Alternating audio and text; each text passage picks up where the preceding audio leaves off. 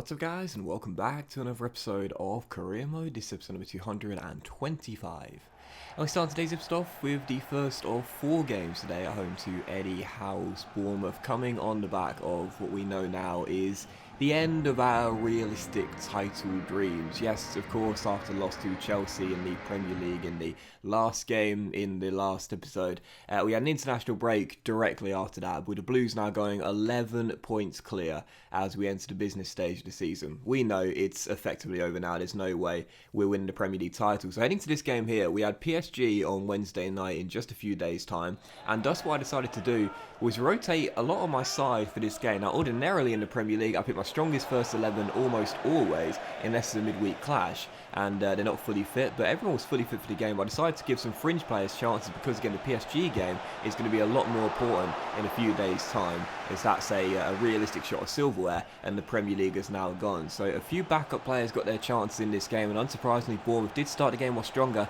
Sam Hill making a great save there, as it was still 0-0. But in the 19th minute, after a very fast and frenetic opening to the game, Ivan Toney cuts in from the right-hand side, is fouled by Abdou Conte, who gets a booking for his troubles as well, and it's a spot kick for Sheffield United against a runner player. I thought Toney kind of sold it a little bit there with a theatrical dive, even at 32 years old. Not afraid of a bit of theatrics there, but a definite penalty regardless. There was contact and none with the ball, so a chance for us to go 1-0 up from the spot and possibly return to winning ways here against Bournemouth. David Turnbull, the captain, will stand up to take it, since Toney won it and he's going for the golden boot right now. I gave it to the shocker, went to the right hand side and the goalkeeper's left, and Ivan Toney finds the back of the net as he sends the goalkeeper the wrong way. So Sheffield United in front 20 minutes into the game. The points to the name on the back of the shirt there, but of course we knew that even though the goal would be the only one in the game, and what was actually a very poor game after that, it was a really weird start because 20 minutes in it was a fantastic beginning, but other than that nothing really happened.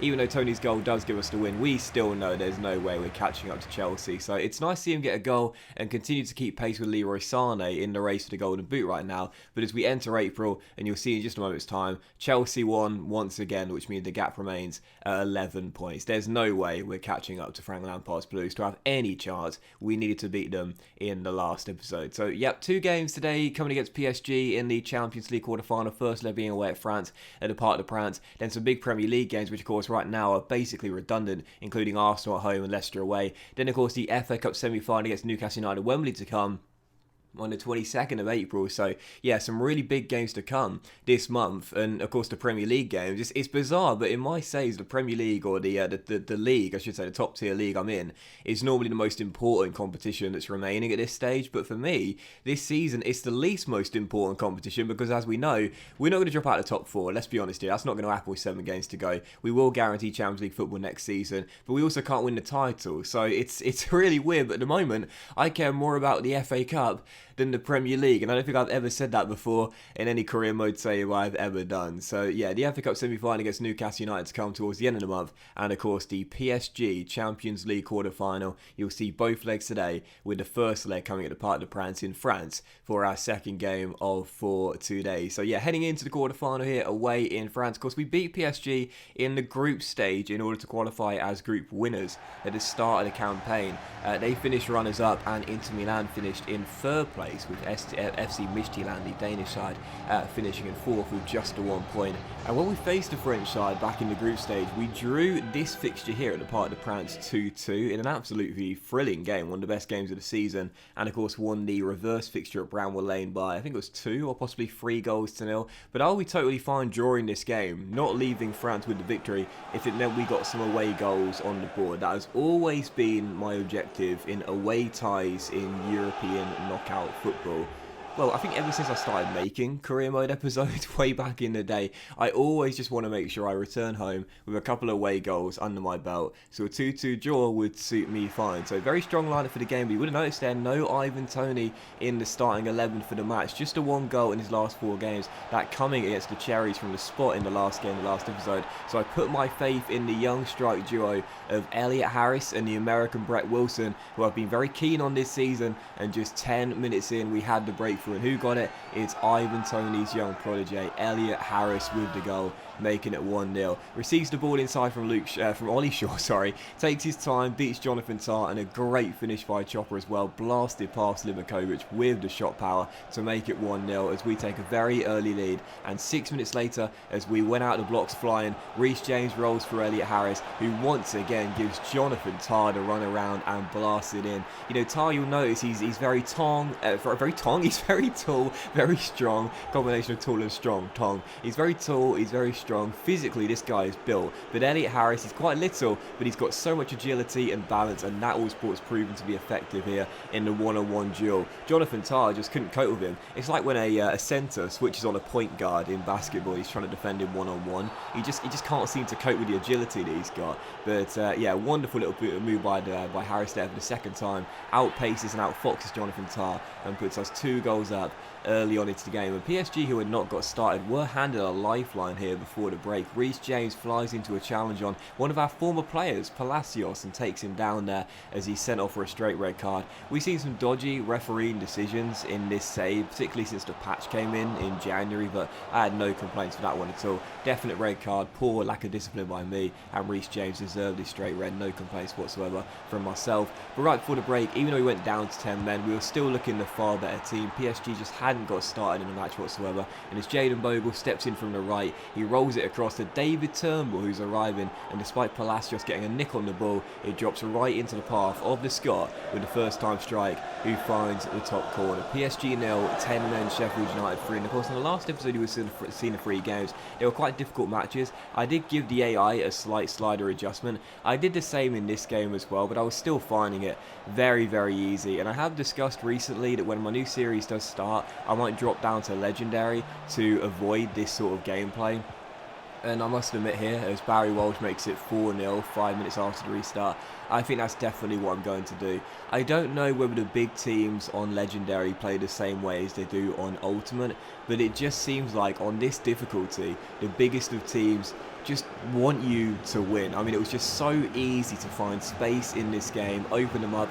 We had 10 men, and we're against PSG in their backyard in the Champions League quarter-final.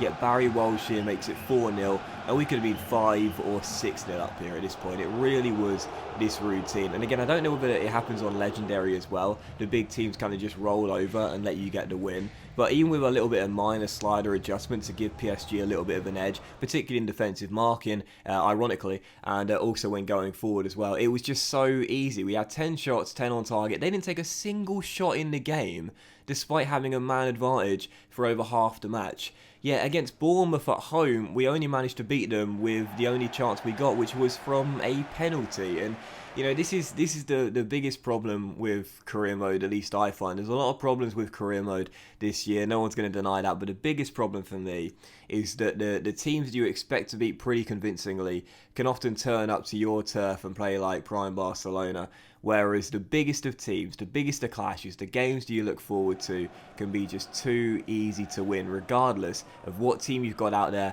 what team they've got out there, what form you're both in. And also, even a bit of minor slider adjustment can sometimes not be enough. Sometimes it just feels like the game wants you to win those clashes. So yeah, 4-0 the final score. It's a great performance, don't get me wrong, and a couple of the goals were really nice too. The Barry Walsh goal was a lovely bit of movement, but again, it's just very frustrating. So when my next career mode series does start, I'm going to start on Legendary and see if we have the same problems. Because again, it's not that I don't think you should ever be able to beat a big team 4-0 or 5-0. Of course, you know, you see those results every now and then in in the biggest of clashes in European football. You might see one big team thrash another one 4-5-0. It happens every now and then, and I'm not saying you should never struggle against one of the smaller teams down the bottom of the table, because again, that happens from time to time. But the problem is it happens far too often in career mode. It's not that it should never happen, it's that it happens far too often. You know, far too often we go away to a massive club and we beat them with ease, and far too often we take on a side right down the bottom of the table and we're lucky if we can scrape a 1-0 victory. It's just, again, it's about getting the right balance, and unfortunately in this year's career mode that just doesn't seem to happen. And when you hear me say that it's about getting the right balance, that is a big problem with this year's career mode, and the league tables back that up as well. How many times do you see a team win the Premier League or La Liga or whatever whatever, where they've won like 37 out of 38 games. Chelsea this season are on course to do something very similar. It just happens far too often. Those sort of seasons are primarily once in a generation sort of seasons, but unfortunately in this year's career mode it happens every single year. But anyway, for the third of 4 games in today's episode here, we would return back to Bramall Lane to take on Stoke City in the Premier League. Ivan Toney putting in a man-of-the-match display and bagged a hat-trick. Must have been pretty hurt by the snub in midweek away against PSG. How does he respond on the weekend? Well, he scores 3 goals here in a 3-0 demolition job of Stoke City. And again, these are the sort of statistics and results that I want to see because they are more realistic to what you would see in real football. You're unlikely to see a big team thrash PSG 4-0 away from home in only their second season in Champions League football. But those sort of results, a team right now in second place, taking on the side at the bottom of the table, winning by 3-0, those sort of things, and those sort of statistics too, are a lot more realistic there. And I hope when I do drop down to Legendary in the next Career Mode series, which will be starting very soon, by the way, hopefully I'll be able to get more results that are realistic like that one. A bit like they were at the start of the save before Ultimate Difficulty came in and was totally fucked up by EA. I guess we'll have to wait and see. I would of course still be doing some slider adjustment for that Legendary save just to make sure it's not too easy for me, but again I'm hoping we'll see some more realistic results there. But anyway, great hat-trick there by Ivan Toney, and now he retakes the lead in the race for the Golden Boot. He's closing in on a 30+ goal season in the Premier League for, what would that be, the 4th time, I think it would be, 3rd, 4th time perhaps, which would be remarkable. But anyway, he scored 3 goals there in a big 3-0 victory, and then in the 4th and final game of this episode here, I was going to simulate this one, but I've not simulated a single game competitively with a club since the save began, and I didn't want this to be the first one either. We were taking on PSG here at Bramall Lane in the second leg of the Champions League quarter-final, and of course after the ridiculous 4-0 win we had in France, we knew we were through regardless, so fielded a backup team for the game, didn't really care what was going to happen. We were still leading by a goal to nil anyway,